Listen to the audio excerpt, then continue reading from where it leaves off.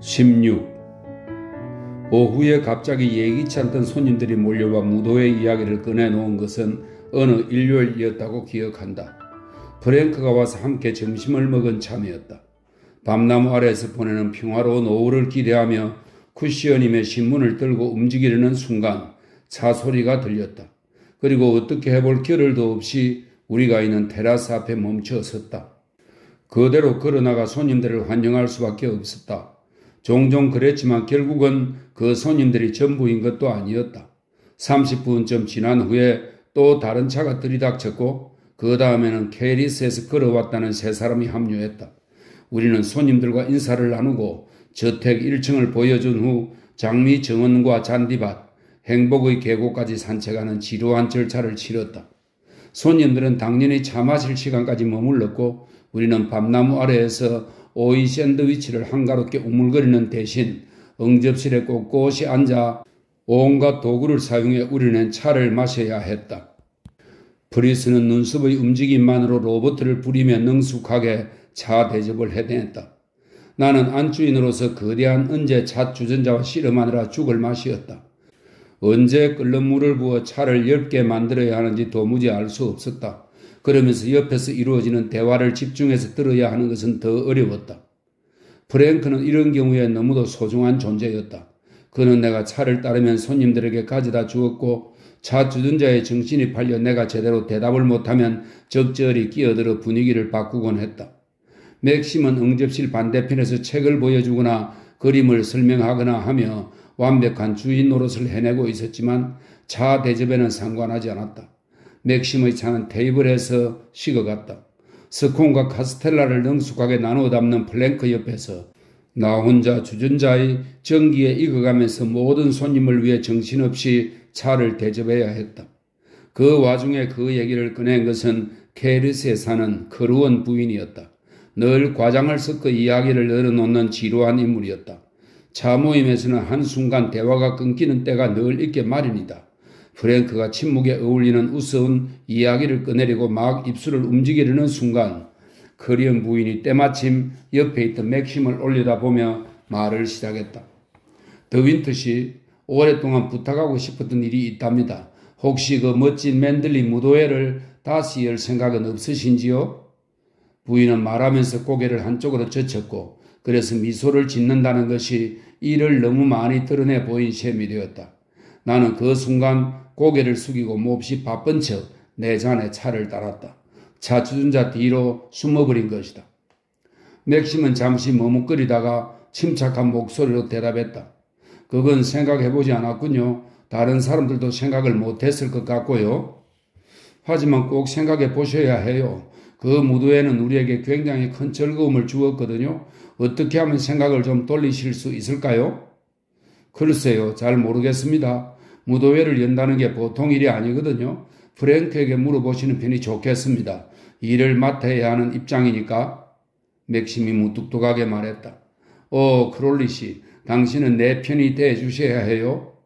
그런 부인이 화살을 프랭크 쪽으로 돌렸고 다른 손님들도 합세했다. 우리 모두 맨들리 무도회를 그리워한답니다. 우리를 위해 꼭 다시 열어주세요. 옆에서 프랭크의 차분한 목소리가 들렸다. 맥심이 결정만 내린다면 제가 무도회를 준비하는 데는 아무 문제도 없습니다. 결국 더윈트 부부가 결정할 일이지요. 저와는 상관없고요. 당장 내게로 부탁의 말이 쏟아졌다. 그러운 부인이 아예 의자를 옮겨 앉았으므로 더 이상 차 주전자는 내 방패막이 되지 못했다. 자, 더윈트 부인, 당신한테 달렸군요. 남편분을 설득해 주세요. 부인 말은 들으실 테니까요. 새 신부를 위한 무도회를 하면 얼마나 좋겠어요? 맞아요. 안 그래도 결혼식을 보지 못해 섭섭한 참이었어요. 또 다른 손님이 말을 보탰다. 외국에서 결혼식을 올렸으니 저희 즐거움을 빼앗아 버리신 셈이죠. 대신 무도회라도 열어서 저희를 즐겁게 해주셔야 해요. 자, 우리는 만장일치지요. 까르르 웃음이 터지고 박수 소리가 울렸다. 맥심이 담뱃불을 붙였다. 차 주전자 너머로 우리의 시선이 맞부딪혔다. 당신 생각은 어떻소? 그가 내게 물었다. 모르겠어요. 저는 아무래도 상관없어요. 부인께서는 물론 새 신부를 위한 무도회를 바라시겠죠? 크롬 부인이 끼어들었다. 당연한 것 아닌가요? 더윈트 부인께서는 양치기 소녀 옷차림을 하고 커다란 모자를 쓰면 잘 어울리실 것 같아요. 통통하고 튼튼한 볼이 빨간 양치기 소녀와는 나는 어째 어울리지 않을 듯했다. 정말 크롬 부인은 멍청한 사람이군. 내 생각과 같았는지 둘러앉아 누구도 양치기 소녀 이야기에 맞장구를 치지 않았다. 고맙게도 다시 한번 프랭크가 나서서 화제를 다른 쪽으로 돌려주었다. 사실은 맥심, 지난번에 다른 분도 무도회 얘기를 꺼낸 적이 있어. 새 신부를 위해 무언가 축하 행사가 있어야 할 텐데 자기 생각에는 무도회가 제일 좋을 것 같다고 말이야. 농장의 터크 씨가 그랬지. 그러고는 크롬 부인 쪽을 바라보며 덧붙였다. 물론 제 생각에는 어떤 행사를 해도 다들 환영일 것 같아요. 그때 전 더윈트 씨가 아직 아무 말씀도 없었다고만 대답했지요. 크롬 부인이 응접실에 앉아 모두에게 선언하듯 말했다. 자, 그렇군요. 더윈트 가문의 영지 사람들도 무도회를 바라고 있는 거예요. 우리들 말이야 그냥 넘긴다 해도 영지 사람들 부탁까지 무시하실 수는 없겠지요. 맥심은 곤혹스러운 얼굴로 나를 바라보았다. 아마도 사람들 앞에 나서기 싫어하고 수줍음 많은 내가 그런 행사를 감당할 수 있을지 걱정하는 모양이었다. 나는 그가 그렇게 생각하는 것이 싫었다. 내가 그의 일에 방해가 돼서는 안 될 일이었다. 제 생각에도 아주 재미있을 것 같군요. 맥심은 어깨를 으쓱해 보이며 고개를 돌렸다. 이걸로 얘기는 끝난 셈이군요. 그럼 프랭크, 자네가 총책임을 맡아주게. 댄버스 부인의 도움을 받으면 좀 쉬울 거야. 구체적인 사항을 다 기억하고 있을 테니. 아, 그 댄버스 부인이 아직도 여기 있군요. 크롬 부인이 물었다. 그렇습니다. 맥심이 짧게 대답했다. 여러분, 케이크를 좀 더 드시겠습니까? 아니면 정원으로 나가볼까요? 우리는 테라스로 나갔다. 모두들 언제 어떻게 무도회를 치르면 좋을지 자기 생각을 말하느라 바빴다.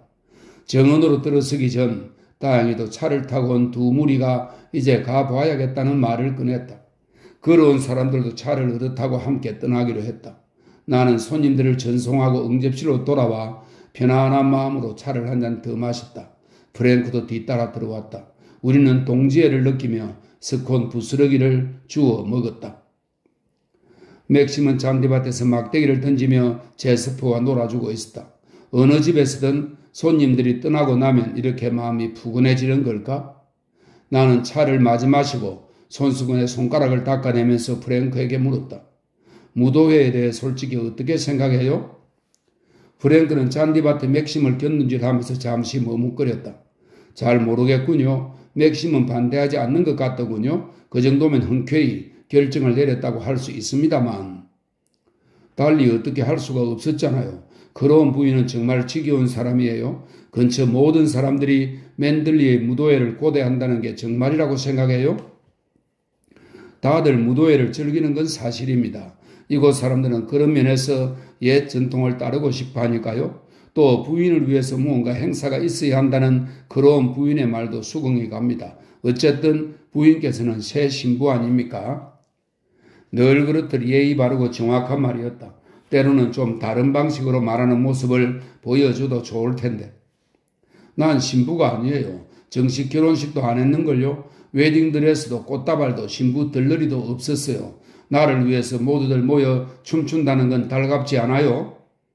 하지만 무도회 자체는 아주 멋집니다. 부인께서도 마음에 드실 겁니다. 골치 썩을 일도 전혀 없지요. 부인께서는 그저 손님들을 맞이하고 즐기시면 됩니다. 저와도 한 곡 쳐주시겠지요? 끝 마무리가 역시 프랭크다웠다. 그럼요. 청하는 대로 추어드리지요. 사실 당신과 맥심 외에는 함께 추고 싶지 않아요. 그건 안 될 일입니다. 춤을 청하는 사람과는 다 추셔야 합니다. 안 그러면 모욕을 주는 셈이니까요. 프랭크가 진지하게 말했다. 나는 웃음을 참느라 고개를 살짝 돌렸다.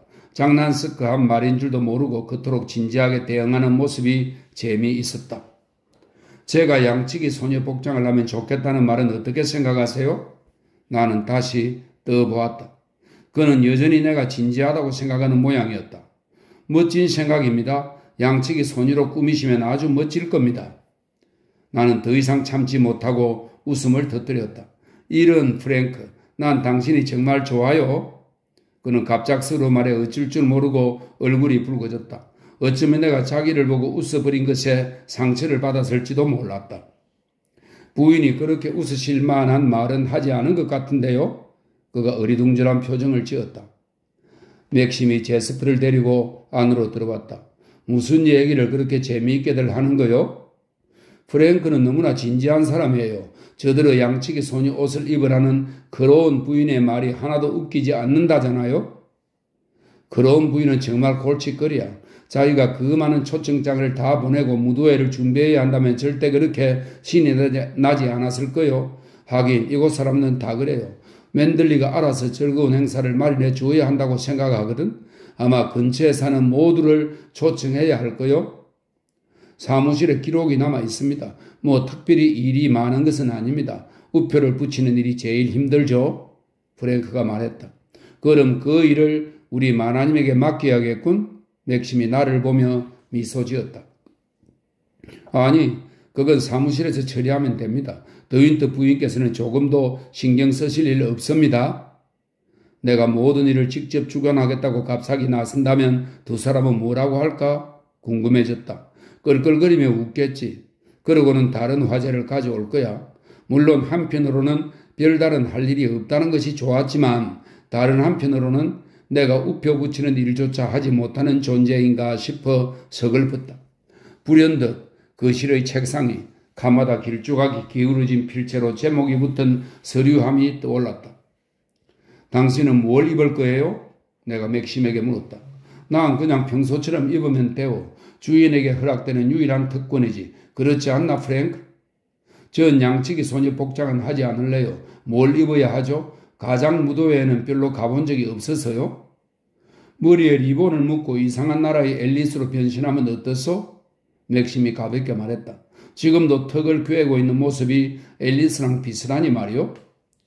그렇게 함부로 말하지 마요. 제 머리카락이 직모이긴 해도 앨리스 정도는 아니에요. 자, 당신과 프랭크가 깜짝 놀랄 정도로 변신을 해보겠어요. 아마 절 못 알아볼걸요? 얼굴을 까맣게 칠하고 원숭이 흉내를 내지만 않는다면 난 다 좋소. 맥심이 말했다. 좋아요. 그럼 얘기 끝난 거죠? 마지막 순간까지 내가 입을 옷은 비밀로 할 거예요. 한마디도 안 해줄 테니 두고 봐요. 이리 온 제습. 우리는 이제 나가자꾸나. 신사분들 얘기는 재미없으니. 정문으로 나오는 내 등 뒤에서 맥심의 웃음소리가 들렸다. 그는 날 언제까지나 어린아이로 취급할까? 아무 책임도 질 일 없는 응석바지로 기분 내킬 때마다 머리를 쓰다듬어 주면 되는 존재로 말이다. 기분이 안 내키면 잊고 지내면서 그저 어깨를 떠밀어 내보내 뛰어놀게 하면 되는 그런 사람으로 남고 싶진 않다. 내가 더 현명하고 성숙하게 될 길은 없을까? 그는 늘 나보다 한참 앞에 서 있고 내가 나누어 갖지 못하는 고민과 문제를 혼자 해결할 수밖에 없는 것일까? 남편과 아내로 어깨를 나란히 하고 손을 마주잡고 서로 간에 아무런 장벽 없이 하나가 될 수는 없을까? 나는 아이가 되고 싶지 않았다. 나는 그의 아내이자 그의 어머니가 되고 싶었다. 어서 나이를 먹고 싶다. 나는 테라스에서 손톱을 물어뜯으면서 멀리 바다를 내려다보았다. 그날 하루 수십 번도 더 던졌던 물음이 다시 떠올랐다. 서쪽 방의 가구를 그대로 보존하게 한 것은 맥심의 결정일까? 댄버스 부인처럼 맥심도 종종 그 방으로 들어가 화장대 위의 빛을 만져보고 옷장 문을 열고 이브닝 드레스를 쓰다듬는 것은 아닐까? 이리 온 제스프. 나는 소리를 질렀다. 자, 나랑 같이 뛰는 거야. 어서. 나는 미친 듯 잔디밭을 가로질렀다. 쓰라린 분노의 눈물이 흘렀다. 제스프는 내 뒤를 바짝 따라오며 신이 나서 지저댔다. 가장 무도의 소식은 금방 퍼졌다. 몸종 클래리스는 기대감에 두 눈을 빛내며 하루 종일 무도의 이야기만 해댔다. 하인들도 다 기뻐하는 모양이었다. 브리스 아저씨는 다시 옛날로 돌아간 것 같다고 하셨어요. 오늘 아침에 복도에서 앨리스에게 그렇게 말씀하시던걸요. 마님은 어떤 옷을 입으실 건가요? 아직 모르겠구나. 생각이 안 나. 저희 어머니도 무척 궁금해하시던걸요. 맨들리에서 열린 지난 무도회 얘기를 하시더라고요. 죽을 때까지 잊지 못할 거라고요. 옷은 런던에 주문하실 거죠? 아직 결정을 못했어. 결정되면 너한테만 알려줄게. 무도의 날까지는 너랑 나만 아는 비밀이야. 정말 멋져요, 마님. 클래리스가 숨을 죽였다. 전 그날까지 어떻게 기다릴지 모르겠어요. 댄버스 부인이 무도의 소식에 어떻게 반응할지 궁금했다. 그날 오후 이후 나는 내선 전화로 부인의 목소리를 듣는 것조차 꺼림칙에 로버트를 통해 의견을 교환하고 있었다. 맥심에게 꾸중을 듣고 서재를 나올 때 부인 얼굴에 떠오른 표정을 잊을 수가 없었다. 발코니에 몸을 숨기고 있던 나를 부인이 보지 못한 것만이 그저 다행이었다. 댄버스 부인은 파벨의 방문을 맥심에게 알린 것이 나라고 생각할까? 만약 그렇다면 더더욱 나를 미워할 것이다. 내 팔을 잡던 그 팔의 느낌, 귓가에 대고 친한 척 부드럽게 말하던 소름 끼치는 목소리를 떠올리며 지금도 오싹할 정도였다. 그때 일은 기억하기조차 싫었다. 그래서 내선 전화로 이야기하는 일도 피하게 되었던 것이다. 무도의 준비가 시작되었다. 모든 일이 저 아래 영지 사무실에서 이루어지는 듯 했다. 맥심과 프랭크는 매일 아침 거기서 일을 처리했다. 프랭크가 말한 대로 나는 아무것도 신경 쓸 일이 없었다. 우표 한 장 붙일 필요도 없었다. 나는 어떤 옷을 입을지 고민에 빠졌다. 아무 생각도 떠오르지 않았다. 나는 그날 참석할 사람들을 그려보았다. 캐리스와 근처 지역에서 올 손님들, 지난번 무도회가 너무 좋았다고 하는 주교 부인, 비어트리스와 자일스 부부, 지루한 크루원 부인, 그 밖에 한 번도 만나보지 못한 이들도 많을 것이었다. 무도회 당일의 내 모습을 무척이나 궁금해하고 또 비판할 게 뻔했다. 나는 비어트리스가 결혼 선물로 보낸 책을 기억하고 어느 날 아침 지푸러기라도 잡는 심정으로 그 책의 그림들을 살펴보기 시작했다. 신통치 않았다. 루벤스나 렘브란트 같은 화가의 그림에는 하나같이 벨벳이나 비단으로 만든 화려한 의상뿐이었다. 연필과 종이를 가져다가 한두 개 모사해 보았지만 마음에 들지 않았다. 나는 종이를 구겨 쓰레기통에 던져버렸다. 그날 저녁이었다. 식사하기 전 옷을 갈아입으려는 참에 누군가 문을 두드렸다. 클래리스인가 보다 싶어 들어오라고 했다. 문이 열리더니 댄버스 부인이 나타났다. 손에 구겨진 종이를 들고 있었다. 방해해서 죄송합니다. 이 그림을 버리시는 게 맞는지 몰랐어요. 혹시 잘못 버려지는 물건이 없도록 쓰레기통은 전부 제가 확인하도록 되어 있습니다. 로버트 말로는 이 종이가 서재 쓰레기통에 버려진 거라는군요. 부인의 모습을 보자마자 나는 딱딱하게 굳어버렸고 처음에는 목소리조차 나오지 않을 정도였다. 부인은 종이를 내게 내밀었다. 그날 아침에 모사했던 의상 그림이었다. 이건 버리는 게 맞아요? 한참 후에야 목소리가 나왔다. 그냥 끼적거려 본 거예요. 필요 없어요. 알겠습니다. 그래도 실수가 없도록 직접 여쭤보는 편이 좋다고 생각했습니다. 네, 잘 하셨어요. 이제 뒤돌아 나가겠구나 생각했는데 댄버스 부인은 계속 문가에 서 있었다. 뭘 입으실지 아직 결정 못하셨나 봅니다. 부인이 말했다. 조롱하는 느낌을 주는 말투였다. 클래리스에게서 얘기를 들은 모양이었다. 아직 못했어요. 부인은 문 손잡이를 잡은 채 계속 머뭇거렸다. 발코니의 그림들에서 무언가 도움을 받을 수 있지 않을까 싶습니다만 나는 손톱을 다듬는 척했다. 사실은 너무 짧고 울퉁불퉁해서 다듬을 것도 없었지만 무언가 할 일을 만들므로써 시선을 부딪히지 않으려는 생각이었다. 아, 그렇군요. 생각해 볼게요. 왜 진작 그 생각을 하지 못했을까? 아주 훌륭한 해결책이 될 것 같았다. 하지만 그런 내 마음을 들키기는 싫었다. 나는 계속 손톱만 만지작거렸다. 발코니의 그림에는 모두 훌륭한 의상이 담겨 있습니다. 특히 흰옷을 입고 손에 모자를 든 젊은 부인 그림이 그렇죠. 저는 맨들리의 가장무도회에서 어느 한 시대를 정했으면 좋겠다는 생각을 합니다. 그런 모두의 차림이 서로 조화를 이룰 수 있을 텐데요. 광대복장의 남자가 성장한 숙녀와 춤추는 모습은 솔직히 보기 좋지는 않습니다. 그 다양성을 즐기려는 거죠. 다양성이야말로 재미있다고들 생각하니까요. 저 개인적으로는 별로 그렇지 않다고 생각합니다. 댄버스 부인의 목소리는 놀랄 정도로 다정하고 자연스러웠다. 대체 왜 부인은 내가 버린 그림을 들고 일부러 확인하러 오는 수고를 했을까? 궁금해졌다. 마침내 나와 친구가 되고 싶어진 걸까? 혹은 맥심에게 파벨 일을 일러 바친 사람이 내가 아니라는 걸 알고 고마움을 표시하려는 생각일까? 더윈트 씨는 어떤 옷을 입으라고 조언하지 않으시던가요? 부인이 물었다. 아니요. 나는 잠시 머뭇거린 후 덧붙였다. 사실은 남편과 클로리 씨에게 제 옷을 비밀로 하려고요. 그래서 아무 얘기도 안 했답니다. 제가 조언할 입장은 아닙니다만 결정을 내리시면 런던으로 주문하시는 게 좋겠습니다. 이 근방에는 그런 옷을 잘 만드는 곳이 없거든요. 런던 본드가에 있는 보체라는 집이 잘한다고 알고 있습니다. 고마워요. 잘 알았어요. 그럼 부인은 문을 열면서 다시 말했다. 제가 마님이라면 발코니의 그림들, 특히 제가 말씀드렸던 그 그림을 잘 살펴보겠습니다. 저 때문에 비밀이 새어나갈 걱정은 안 하셔도 됩니다. 한마디도 하지 않을 테니까요. 고마워요, 댄버스 부인. 부인은 조심스레 문을 살짝 닫고 나갔다. 나는 지난번과 너무도 달라진 부인의 태도에 의아했다. 그 기분 나쁜 파벨이라는 사람에게 고마워해야 하는 것일까? 레베카의 사촌이라고 했지. 어째서 맥심은 레베카의 사촌을 싫어할까? 어째서 맨들리에 발도 들여놓지 못하게 하는 걸까? 비어트리스는 그를 무례한 놈이라 불렀지. 그리고 별로 말하고 싶어 하지 않았어. 파벨에 대해 곰곰이 생각해 볼수록 나 역시 비어트리스와 같은 의견이었다. 이글거리는 푸른 눈, 늘어진 입술, 친한 척 허허거리는 웃음까지. 그런 사람을 매력적이라고 여기는 부류도 있다.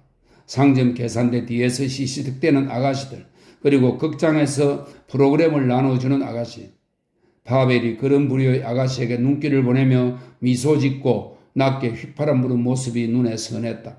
그런 시선과 그런 휘파람은 기분 나쁘다. 그런데 파벨은 어떻게 맨들리를 그렇게 잘 아는 걸까? 마치 집에 온 듯 편안해 보였고 제스프도 그를 알아보지 않았나. 그건 맥심이 댄버스 부인에게 했던 말과는 맞지 않는다. 또 내가 아는 레베카와 파벨의 이미지는 도무지 연결되지 않았다. 아름답고 매력적이고 우아함의 극치였다는 레베카에게 잭 파벨 같은 사촌이 있다니 도무지 이해가 가지 않았다. 곰곰이 생각한 끝에 나는 파벨이 그 가문에서 부끄러워하는 존재였고 자비로운 레베카는 그를 불쌍히 여겨 맨들리로 자주 부른 게 틀림없다는 결론을 내렸다. 맥심이 싫어하므로 아마 파벨은 주로 맥심이 자리를 비운 틈에 찾아왔을 것이다. 이는 부부간의 갈등을 일으켰고 나중에는 파벨의 이름을 거명하는 것조차 불편한 일이 되었으리라. 식당으로 내려가 내 자리에 앉은 채 식탁 맞은편에 앉은 맥심을 바라보면서 나는 내 자리에 레베카가 앉아 생선 포크를 집어드는 모습을, 그 순간 전화벨이 울리고 브리스가 들어와 파벨 씨가 전화하셨습니다 마님 이라고 전하는 모습을, 이어 레베카가 헐깃 맥심을 바라보고는 자리에서 일어나는 모습을, 맥심은 아무 말 없이 식사하는 모습을 그려보았다. 통화를 마치고 자리로 돌아온 레베카는 미묘하게 긴장된 분위기를 지우기 위해 아무 상관도 없는 이야기를 시작했으리라.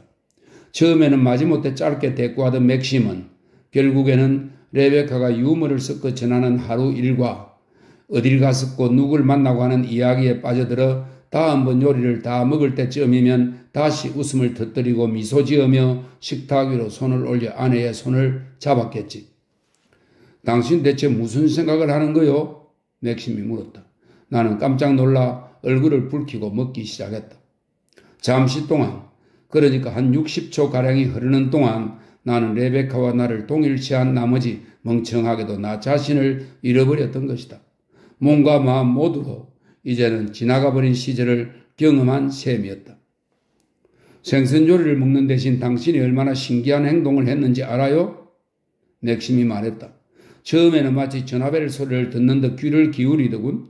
이어 입술을 살짝 움직이며 나를 헐깃 쳐다봤소. 그러고는 고개를 숙이고 미소 지으며 어깨를 으쓱했지. 이 모든 행동이 한순간에 일어난 거요. 가장 무도회에서 할 행동을 연습이라도 하는 거요. 그는 웃으면서 나를 건너보았다. 내가 무슨 생각을 했는지 안다면 그 짧은 순간 동안 그는 과거의 맥심이었고 나는 레베카였음을 안다면 그는 무슨 말을 할까? 마치 범죄자 같은 표정이군. 무슨 일이요? 아무것도 아니에요. 아무 잘못도 안 했다고요? 나는 재빨리 대답했다. 무슨 생각을 했는지 말해봐요. 왜요? 당신도 저한테 얘기 안 하잖아요? 당신이 내 생각을 물어본 적은 없는 것 같은데? 한번 물어봤어요. 기억이 안 나는구려. 서재에 있을 때였죠? 아, 그랬나? 내가 뭐라고 했소? 캐닝턴 크리켓에서 미들섹스를 상대할 3팀 선수들이 결정되었을지 궁금하다고 했어요. 맥심이 다시 웃었다. 이거 당신이 많이 실망했겠군? 내가 무슨 생각을 하기를 바랐소? 무언가 아주 다른 거요. 어떤 거? 그건 저야 모르죠.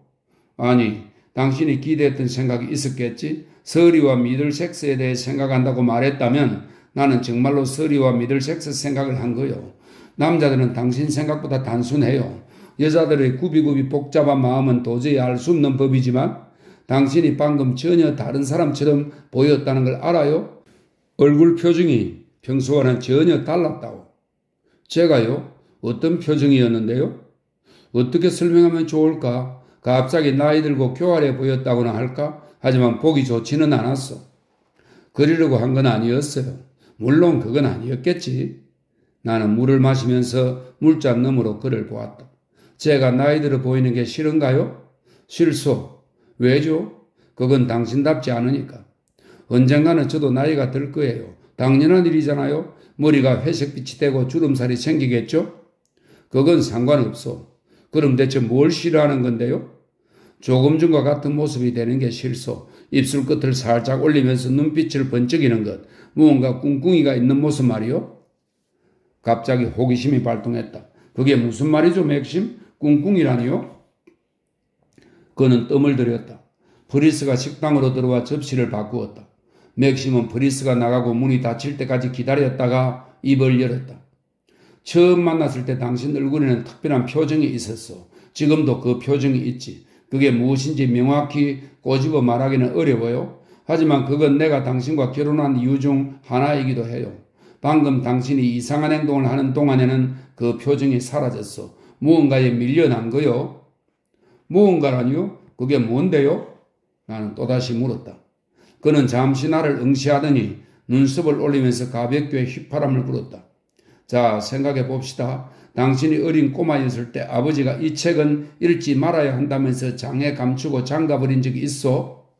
네. 그럼 됐어. 남편은 결국 아버지랑 그리 다를 것 없는 존재요. 세상에는 당신이 몰랐으면 싶은 종류의 일이 있어. 장에 감추고 잠가버리는 편이 좋은 거지. 아까 말한 무언가는 바로 그런 종류요. 자, 이제 그만하고 어서 복숭아를 들어요. 아니면 내가 당신을 궁지에 몰아넣을지도 모르니까 당신이 절 6살짜리 아이처럼 다루지 않았으면 좋겠어요. 그럼 어떤 대접을 받았으면 하오? 다른 남편들이 아내에게 하는 대접이요. 그럼 때리고 못 살게 구는 남편이겠군? 말도 안 돼요. 왜 당신은 늘 농담을 하는 거죠? 난 농담하지 않아요. 아주 진지하오. 아니, 그렇지 않아요. 당신 눈을 보면 알아요. 멍청한 어린아이를 상대하듯 계속 저한테 장난을 치고 있다고요? 아하, 이상한 나라의 앨리스가 화가 났군요. 참, 분홍색 허리띠랑 리본 머리띠는 마련된 거요. 마음의 준비나 해두세요. 내 드레스를 보면 아마 놀라서 자빠질 테니까. 기대해 봅시다. 이제 복숭아를 마저 들어요. 입에 잔뜩 넣고 말하지는 말고 난 저녁 먹고 써야 할 편지가 잔뜩이요. 그는 나를 기다려주지 않고 자리에서 일어났다. 그리고 프리스에게 커피를 서재로 가져오라고 했다. 나는 시무룩하게 앉아 할 수 있는 한 오래 시간을 끌었다. 그래야 맥심의 커피가 늦어질 것 같았다. 하지만 프리스는 당장 커피를 준비했고 맥심은 혼자서 서재로 향했다. 식사를 끝내고 나는 그림을 보기 위해 발코니로 갔다. 이제는 다 잘 아는 그림들이었지만 가장 무도의 드레스를 만들 작정으로 꼼꼼히 살펴본 적은 없었으니 말이다. 댐브스 부인의 말이 옳았다. 진작 그런 생각을 못한 나 자신이 정말 바보 같았다. 하얀 드레스를 입고 모자를 손에 든 소녀 그림은 전부터 마음에 들었었다. 초상화가 헨리 레빙경의 작품으로 맥심의 고조 할아버지의 누이뻘 된다는 캐럴라인 드윈트를 그린 그림이었다. 휘거당의 유명 정치인과 결혼한 캐럴라인은 오랫동안 런던 사교계를 주름잡은 미인이었다고 한다. 초상화는 결혼 전 소녀 시절의 모습이었다. 주름잡힌 소매, 풍성한 치마, 꽉 끼는 몸통으로 이루어진 흰 드레스는 본뜨기도 쉬웠다. 모자는 그보다는 좀 만들기 어려워 보였다. 그리고 가발을 써야 할 것 같았다. 직모인 내 머리카락은 절대로 저런 식으로 구불거리지 못할 테니까. 댄버스 부인이 말해준 런던의 보체 양장점에서 아마 다 알아서 해줄 것이다. 초상화를 모사해 내 치수와 함께 보내면서 가능한 한 똑같이 만들라고 하면 될 일이었다. 마침 내 마음을 풍노하고 된다. 무거운 돌을 내려놓는 듯한 기분이었다. 처음으로 무도회가 기대되기 시작했다. 이제 나도 클래리스처럼 그저 무도회를 즐기기만 하면 되는 것이다. 이튿날 아침 나는 초상화 스케치를 첨부해 양장점에 편지를 보냈고 정중한 답장을 받았다. 당장 작업을 시작할 것이고 가발도 함께 보내주겠다는 내용이었다. 클래리스는 들뜬 마음을 감추지 못했고 나 역시 하루하루 무도회가 다가올수록 기대감에 부풀었다. 저택에 묵을 사람은 자일스와 비어트리스 내외뿐이었다. 다른 손님들은 당일 저녁 때부터 도착해 무도회가 끝나면 돌아갈 예정이었다. 나는 많은 사람들이 묵으면서 온 집안이 북적될 것이라 생각했지만 맥심이 반대했다. 무도회만 해도 충분히 힘든 일이요 라면서 말이다. 나를 위한 배려인지 아니면 정말로 그도 손님을 상대하는 것이 싫어서 그러는지 알 수 없었다. 과거 맨들리에서 열렸던 파티, 모든 방들이 꽉 차 심지어 욕실이나 소파에서까지 잠을 잤다는 이야기를 신물나게 들은 터라 더욱 궁금했다. 어떻든 그렇게 되어 우리 둘과 비어트리스, 자일스만 저택에서 무도회 전날을 보냈다. 저택은 온통 들뜬 분위기였다. 춤을 출 수 있도록 홀에 마루를 깔았고 응접실의 가구 일부를 치우고 벽 쪽에 기다란 뷔페 테이블을 놓았다. 테라스와 장미 정원에도 조명이 밝혀졌다. 어디서든 무도의 분위기를 느낄 수 있었다. 저택 곳곳은 영지에서 온 일꾼들로 가득했고 프랭크는 거의 매일 점심을 먹으러 왔다. 하인들도 온통 무도의 이야기뿐이었고 브리스는 온갖 소소한 일들을 다 챙기느라 정신이 없었다. 로버트도 제정신이 아니어서 냅킨을 주지 않기도 하고 샐러드를 잊어버린 채 다음 요리를 내오기도 했다. 로버트는 허겁지겁 기차를 잡아 타야 하는 사람처럼 얼이 빠진 표정이었다. 개들은 딱한 처지가 되었다. 제스프는 뒷다리 사이로 꼬리를 쭉 내려뜨리고 홀에서 만나는 일꾼들 냄새를 맡았다. 테라스에 서서 바보스럽게 지저대다가 짠디밭으로 미친 듯이 내달려 풀을 뜯어먹기도 했다. 댄버스 부인은 내 앞에 모습을 드러내지 않았다. 하지만 그 존재는 계속 느껴졌다. 응접실에 뷔페 테이블을 놓을 때 지시하는 것도 부인의 목소리였고 홀에 마룻바닥을 깔 때 방향을 정해주는 것도 부인 목소리였기 때문이다. 내가 현장에 가보면 부인은 늘 사라진 후였다. 옷자락 스치는 소리나 계단을 오르내리는 발소리만 남긴 채 말이다. 나는 일꾼들에게나 개들에게나 아무 쓸모없는 존재였다. 내가 서 있는 건 그저 일의 방해가 될 뿐이었다. 뒤에서 마님 죄송합니다 라는 목소리가 들려 돌아보면 등에 의자를 짊어지고 땀을 뻘뻘 흘리는 일꾼이 내게 가로막혀 서 있었다. 아이 미안해요. 나는 서둘러 한쪽으로 비켜나고 무안함을 감추려는 마음에 뭐 내가 도울 일은 없나요? 그 의자는 서재에 가져가면 어떨까요? 라고 말해보지만 남자는 당혹스러운 표정을 지으며 하지만 댄버스 부인께서는 방해가 되지 않도록 저택 뒤편으로 치우라고 하시던데요? 라고 대답한다. 아 그랬군요. 당연히 그래야지요. 부인이 지시한 대로 치워두세요. 나는 이렇게 대답하고 바쁘게 무언가를 찾는 척 그곳을 벗어난다. 일꾼이 어리둥절한 표정을 지으며 홀을 지나 사라지면 나는 다시 한번 바보가 되고 말았다는 것을 깨닫는다. 무도회 날 아침에는 안개가 끼고 날이 흐렸다. 하지만 기온은 높았다. 우리는 걱정하지 않았다. 안개는 좋은 징조였다. 맥심이 장담한 대로 11시쯤 되자 안개가 그쳤고 구름 한 점 없는 푸른 하늘이 활짝 열렸다. 완벽하게 아름다운 여름날이었다. 아침 내내 정원사들은 꽃을 꺾어 저택으로 들여왔다. 흰 라일락, 청청이 부채꽃, 참제비 꽃갈, 온갖 색깔의 장미와 백합들. 댄버스 부인이 마침내 모습을 드러냈다. 조용하고 침착하게 어디에 꽃을 놓을지 지시하고 직접 능숙한 손놀림으로 꽃꽂이를 했다. 속속 화병들을 완성해 직접 응접실로 가져가서는 꽃이 필요한 곳곳에 꼭 적절한 만큼씩 적절한 색깔을 더해주는 모습을 나는 감탄하며 지켜보았다. 맥심과 나는 사무실 바로 옆 프랭크가 혼자 사는 집에서 점심을 먹었다. 마음 편하게 농담을 주고받는 분위기였다. 셋 다 마음은 몇 시간 후의 가장 무도회에 쏠려 있었다. 내 기분은 결혼하던 날 아침과 똑같았다. 뒤돌아서기에는 너무 많이 와버렸구나 싶은 그런 답답한 마음 말이다. 저녁 시간을 잘 버텨내야 했다. 고맙게도 보채의 장인들은 때맞춰 드레스를 완성해 보내주었다. 완벽했다. 가발도 아주 멋졌다. 아침 먹고 한번 입어보았는데 스스로의 변신에 깜짝 놀랄 정도였다. 나는 전혀 다른 사람처럼 아주 매력적으로 보였다. 아니, 그건 정말 내가 아니었다. 훨씬 생기 넘치고 화려한 호감 가는 사람이었다. 맥심과 프랭크는 계속 내 드레스를 궁금해했다. 아마 날 몰라들 보실걸요? 생애 최대의 충격을 받을 거예요? 내가 장담했다. 광대 옷을 입고 나타나는 건 아니겠지? 맥심이 걱정스러운 듯 말했다. 재미있게 보이려고 엉뚱한 짓을 한 건 아니길 바라오. 절대 그렇지 않아요. 나는 진지하게 대답했다. 이상한 나라의 앨리스로 꾸미면 좋겠는데? 아니면 잔다르크도 좋지요. 프랭크가 조심스레 끼어들었다. 그런 건 생각도 안 했어요. 내 대답에 프랭크가 얼굴을 붉혔다. 부인께서 어떤 옷을 입든 저희 마음에 꼭 들 겁니다. 역시 프랭크다운 반응이었다. 너무 그렇게 편들어주지 말게 프랭크. 맥심이 말했다. 안 그래도 너무 자신만만해 있으니까. 비어트리스가 있어 그나마 다행이야. 옷이 마음에 안 들면 당장 그렇다고 말할 사람이거든. 누님은 이런 때 늘 괴상한 차림을 선보이지.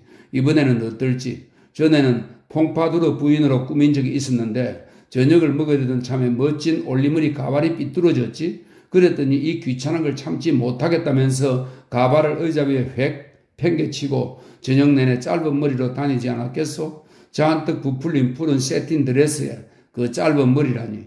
자일스 매형도 불쌍했지. 요리사 차림을 하고 무도회 내내 죽을 상이었거든. 비어트리스한테 잔소리 꽤나 들었나 보다 싶었어. 아니, 그건 아니었어. 프랭크가 설명했다. 새로운 말에 올라타려다가 앞니가 부러지는 바람에 그랬던 거야. 기억 안 나나? 그래서 아예 저녁 내내 입을 안 열었다고? 아, 그랬나? 딱한 상황이었군. 매형은 무도회를 아주 좋아하는데 말이야. 비어트리스 말로는 자일스가 몸짓 알아맞히는 놀이를 좋아한대요. 나도 끼어들었다. 크리스마스 파티 때마다 몸짓 놀이를 한다고 하더군요. 나도 알아요. 바로 그래서 누님 내에서는 내가 절대 크리스마스를 보내지 않는 거요. 더윈트 부인, 아스파라거스나 감자 좀 더 드시죠? 아, 아니에요. 배고프지 않아요. 신경이 곤두서서 그래. 맥심이 고개를 저었다. 괜찮소. 내일이면 다 끝날 일이니까. 정말 어서 끝났으면 좋겠군. 프랭크가 진지하게 말했다. 내일 새벽 5시까지는 모든 차들이 대기하고 있어야 할 거야. 나는 갑자기 불안해지기 시작했다. 여보, 안 되겠어요. 전보를 보내 다들 오지 말라고 하면 어떨까요? 괜찮아요. 용감하게 부딪혀야 하고 오늘만 지나고 나면 앞으로 몇 년 동안은 이런 행사를 열지 않을 테니까. 프랭크, 이제 집으로 올라가 봐야 할 것 같은 느낌이 드는군. 자네 생각은 어떤가?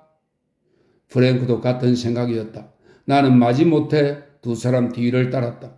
프랭크 혼자 사는 집의 좁고 불편한 식당이 그때만은 평화롭고 안락하게 여겨졌다. 저택에 가보니 악사들이 막 도착해 상기된 얼굴로 홀에 서 있었고 브리스가 음료를 대접하는 중이었다. 그날 저녁 내내 수고해줄 악사들이었다. 우리는 환영 인사를 하고 그 자리에 적절한 농담을 주고받았다. 악사들은 1층을 둘러본 뒤 대기실로 물러갔다. 오후 시간은 더디게 흘러갔다. 여행짐을 다 싸고 열쇠까지 채운 뒤 출발을 기다릴 때처럼 말이다. 나는 뒤따라오는 제스프나 다를 바 없이 허둥거리며 이방저방을 오갔다. 내가 할 일은 아무것도 없었다. 차라리 걸리적거리지 말고 개랑 긴 산책이나 나가는 편이 나을 것 같았다. 하지만 그렇게 생각했을 때는 이미 늦었다. 맥심과 프랭크가 차를 가져오라고 했고 차를 다 마시고 나자 비어트리스와 자일스가 도착했다. 순식간에 저녁 시간이 되어버린 것이다. 옛날과 똑같군. 비어트리스가 맥심에게 입을 맞추고 집안 곳곳을 둘러보며 말했다. 세세한 부분을 다 기억하고 있어 다행이군. 꽃꽂이가 아주 멋진걸. 마지막 말은 나를 보며 덧붙인 것이었다. 올케 작품인가? 아니요. 나는 부끄러웠다. 댄버스 부인이 다 했답니다.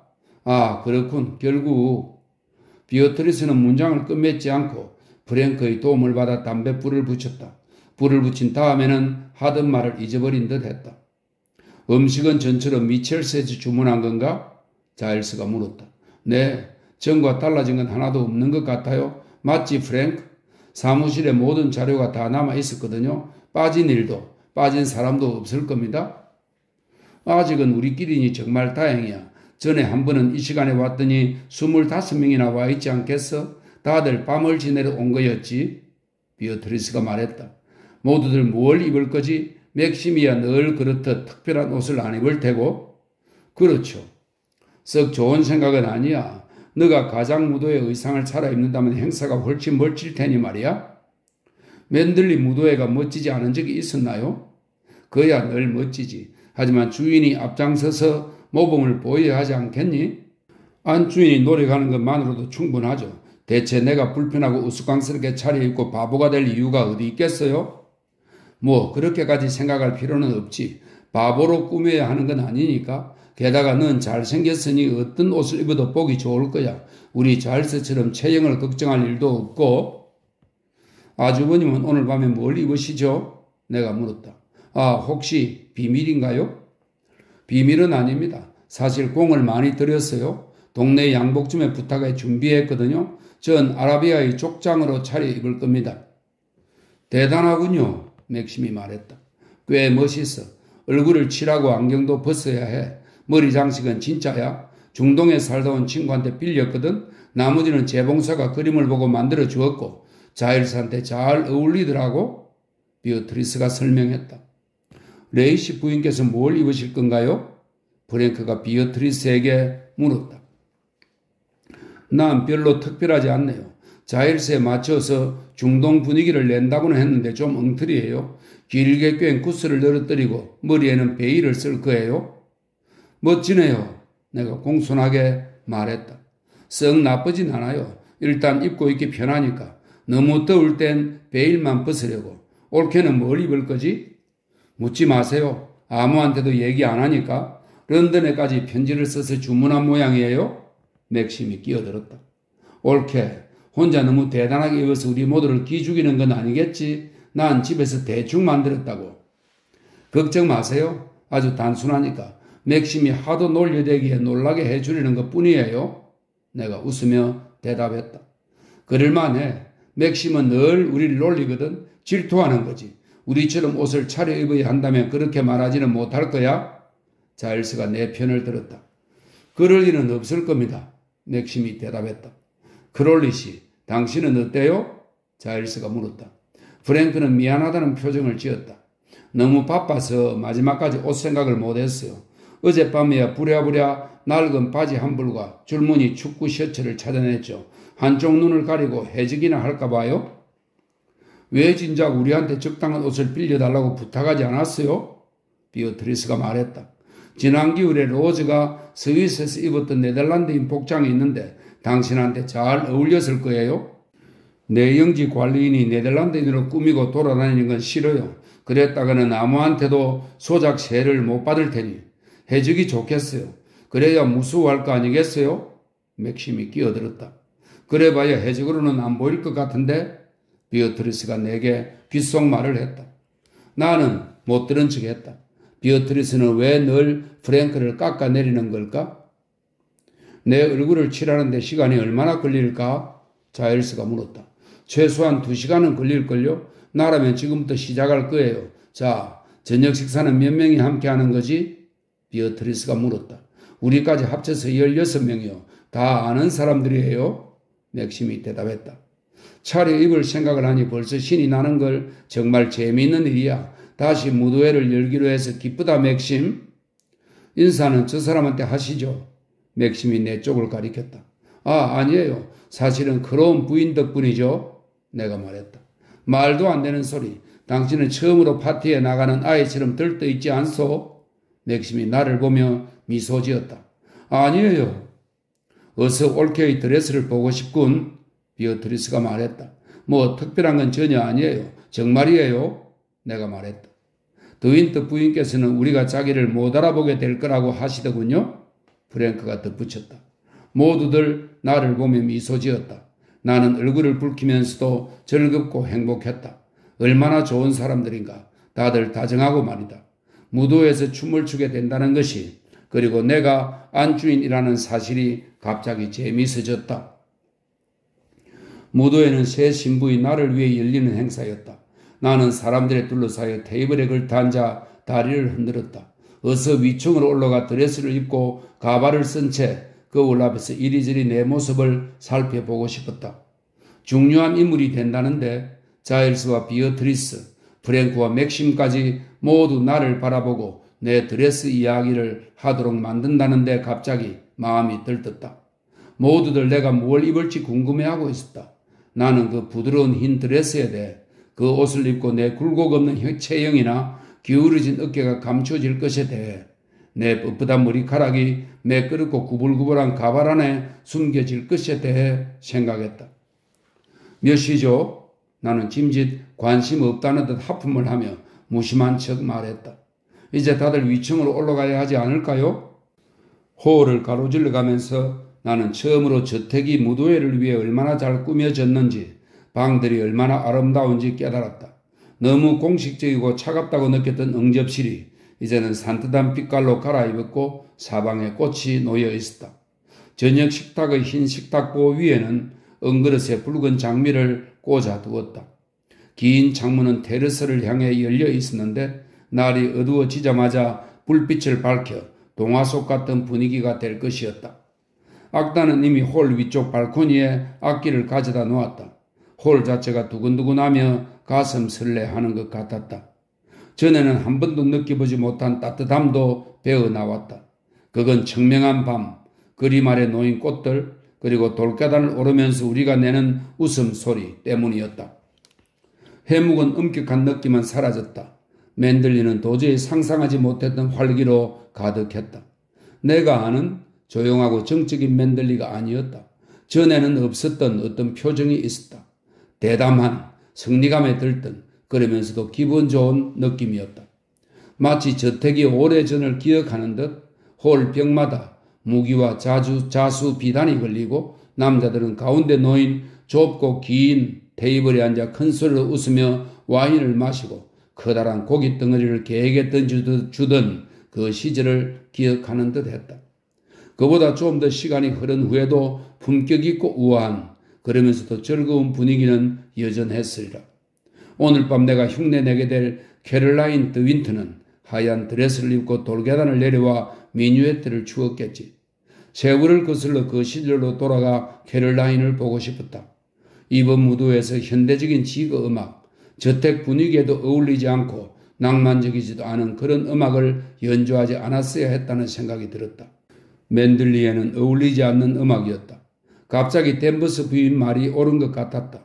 시대를 정해놓고 가장 무도회를 해야 했다. 온갖 시대의 온갖 복장을 뒤죽박죽 섞지 말고 말이다.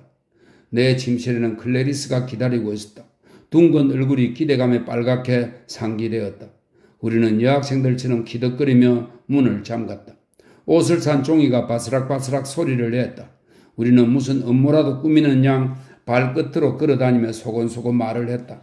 크리스마스 이브를 맞은 아이가 된 기분이었다. 맨발로 온 방안을 돌아다니며 깔깔거리고 감탄사를 내뱉고 하는 것이 꼭 양말을 매달는 오래전 그때 같았다. 맥심은 자기 방에 있었고 이쪽으로 건너올 수 없었다. 그때만큼은 클래리스가 내 유일한 동지이자 친구였다. 드레스는 꼭 맞았다. 클래리스가 서툰 손길로 후크를 채웠다. 정말 아름다우세요, 마님. 클래리스는 나를 잘 보기 위해 몸을 뒤로 젖히며 감탄을 연발했다. 여왕님한테 잘 어울리는 옷이에요? 왼쪽 어깨도 괜찮아? 혹시 끈이 보이지는 않아? 나는 불안해서 물었다. 아니요, 아무것도 안 보여요, 마님. 자, 어때? 괜찮아 보여? 나는 대답을 기다리지 않고 거울 앞에서 이리저리 몸을 돌려보았다. 얼굴을 찌푸려 보기도 하고 미소 지어 보기도 했다. 완전히 다른 사람이 된 것 같았다. 더 이상 외모에 주눅들 필요는 없었다. 조심스러운 태도도 사라졌다. 어서 가발을 져봐. 나는 들뜬 목소리로 외쳤다. 조심해. 곱슬머리가 납작해지면 안 되니까 얼굴 위에서 구불거려야 하거든. 클래리스가 어깨 뒤로 올라섰다. 거울 속 내 얼굴 위로 클래리스의 둥근 얼굴이 나타났다. 눈빛이 빛나고 입은 살짝 열려 있었다. 나는 머리를 귀 뒤로 바짝 넘기고 부드럽게 빛나는 곱슬머리 가발을 떨리는 손가락으로 어루만졌다. 그리고 깔깔거리며 클래리스를 올려다 보았다. 더윈터씨가 대체 뭐라고 할까? 나는 웃음을 참으려 애쓰면서 곱슬곱슬한 가발을 덮었었다. 본래 머리는 한 올도 보이지 않았다. 누군가 방 앞으로 와서 문을 두드렸다. 누구예요? 들어오면 안 돼요. 나는 깜짝 놀라 외쳤다. 옳게 나야. 놀라지 마요. 얼마나 더 기다려야 하지? 어서 보고 싶은걸? 아니 안 돼요. 들어오시면 안 돼요. 준비가 안 끝났거든요. 당황한 클래리스가 머리핀을 잔뜩 들고 옆에 와 섰다. 나는 가발 모양을 잡으면서 핀을 하나씩 받아 꽂았다. 준비가 끝나면 내려갈게요. 모두들 아래층에 가 계세요. 맥심한테도 들어오면 안 된다고 해주세요. 난 다시 문 쪽을 보며 소리쳤다. 맥심은 벌써 내려와서 우리와 함께 있어. 여기 문을 아무리 두드려도 대답이 없었다고 하던걸. 너무 오래 끌지 마요. 옳게. 모두들 궁금해하니까. 내가 뭐 도와줄 건 없어? 없어요. 어서 가세요. 나는 허둥지둥 손을 놀리면서 외쳤다. 왜 하필 이 순간에 와서 성가시게 하는 걸까? 부화가 났다. 그러는 바람에 핀을 잘못 꽂아 컬 하나가 납작해지고 말았다. 더 이상 아무 소리가 없는 것으로 보아 비어트리스는 아래층으로 내려간 모양이었다. 비어트리스의 아라풍 드레스는 잘 맞았는지 자일스의 얼굴칠은 무사히 끝났는지 궁금했다. 그 모두가 다 바보스러운 짓이었다. 도대체 왜 우리는 이렇게 애들처럼 구는 걸까? 거울 속에서 나를 바라보는 얼굴은 누군지 알아보지 못할 정도였다. 눈은 더 크고 입은 더 작고 피부는 하얗고 깨끗하잖아. 이마 위 머리는 작은 구름처럼 구불거렸다. 나는 내가 아닌 그 얼굴을 바라보다가 미소 지었다. 낯선 미소였다. 나는 자리에서 일어나 치맛자락을 손에 쥐고 클래리스에게 인사를 해 보였다. 옆주름이 바닥에 끌렸다. 클래리스는 얼굴이 붉어졌지만 즐거운 듯 킥킥거렸다. 나는 거울 앞을 왔다 갔다 하며 내 모습을 살폈다. 자, 이제 문을 열어. 아래층으로 내려가야지. 미리 가서 모두들 모여있는지 확인하렴. 클래리스는 여전히 키득거리며 앞서 뛰어갔고 나는 치맛자락을 살짝 들어 올리고 복도를 따라 걸었다. 클래리스가 곧 돌아와 보고를 했다. 모두 아래층에 계세요. 주인 어른과 레이시 부부 모두요. 그롤리 씨는 지금 막 도착했어요. 다들 홀에 서 계세요. 나는 홀로 이어지는 계단 위에 서서 아래쪽 홀을 내려다 보았다. 모두 거기 있었다. 흰 아랍 옷을 입은 자일스는 옆에 찬 칼을 보여주면서 큰 소리로 웃었다. 비어트리스는 멋진 초록색 옷에 구슬 장식을 내려뜨렸다. 줄무늬 셔츠에 부츠를 신은 프랭크는 몹시 쑥스러운 표정이었다. 가장 무도에서 유일하게 예외가 될 맥심의 옷은 평범한 정장이었다. 대체 뭘 하고 있는지 모르겠군. 벌써 몇 시간째 나오지 않고 있으니 지금 몇 시지 프랭크? 잘못하면 저녁 손님들이 먼저 몰려오겠어. 맥심이 말했다. 옷을 바꿔 입은 악사들도 발코니에 자리를 잡았다. 누군가 바이올린 음을 맞추는 중이었다. 작은 소리로 음계를 짚어본 후 활을 길게 움직였다. 조명은 캐롤라인 더윈터의 초상화를 비추고 있었다. 초상화에 나온 드레스는 내 옷과 완전히 똑같았다.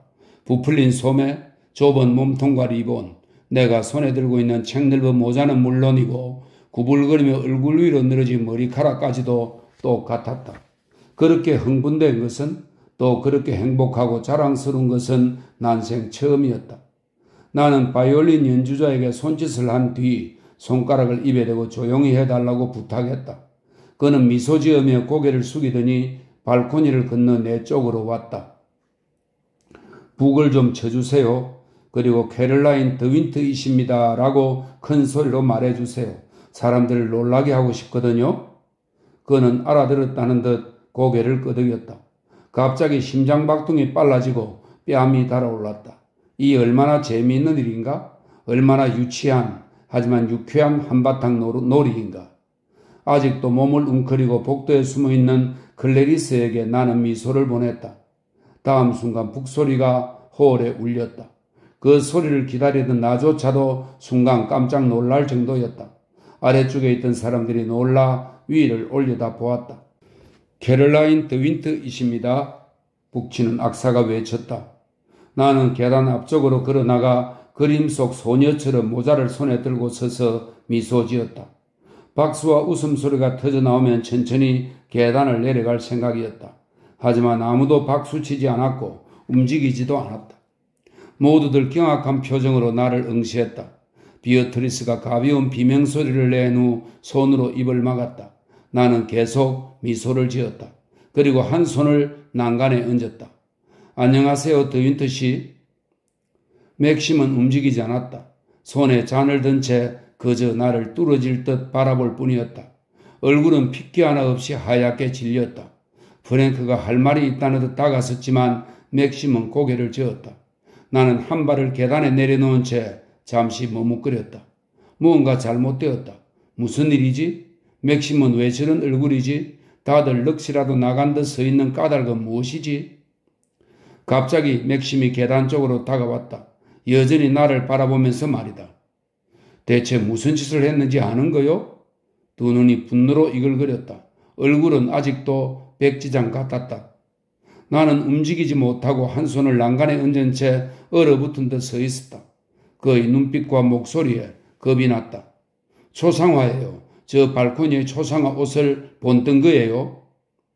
긴 침묵이 흘렀다. 우리는 서로를 바라보았다. 홀에서 누구도 움직이지 않았다. 나는 침을 꿀꺽 삼키고 손을 목 위에 올렸다. 무슨 일이죠? 다들 왜 그러시는 거예요?